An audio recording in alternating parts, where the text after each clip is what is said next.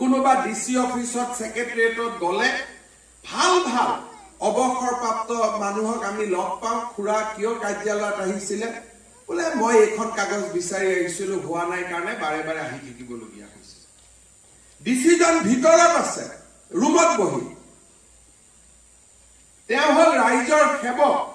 সেৱকজন ভিতৰত আছে air condition ৰুমত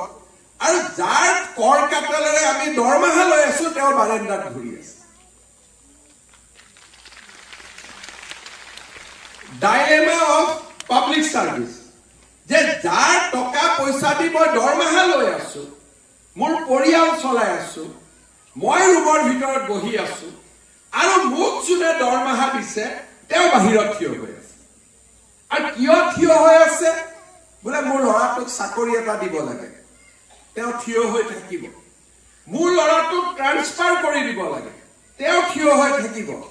কিন্তু মই কিয় থিয় হৈ আছো যে মোৰ পেনশনৰ ক্লেইমটো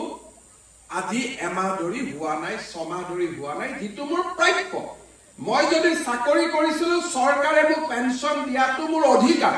হেতু কাৰণে মই কাকো প্ৰাৰ্থনা কৰিব অহা নাই ল'ৰাটোৰ ট্ৰান্সফাৰৰ কাৰণে মই প্ৰাৰ্থনা কৰিব আহিছো ডিসিয়ে মোক যিমান দেৰি বাহিৰত ৰখাই থৈ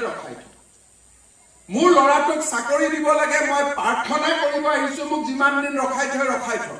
কিন্তু যেটো মোৰ অধিকাৰ ইমান দিন চাকৰি কৰিলো এটা পেনশনটো মোৰ অধিকাৰটোৰ কাৰণে মই কিয় বাহিৰত ৰখি থাকিম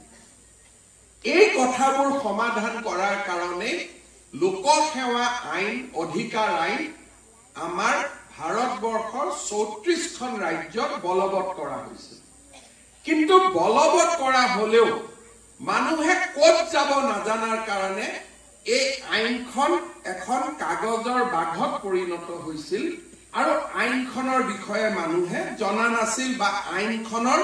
প্ৰয়োগ হোৱা নাছিল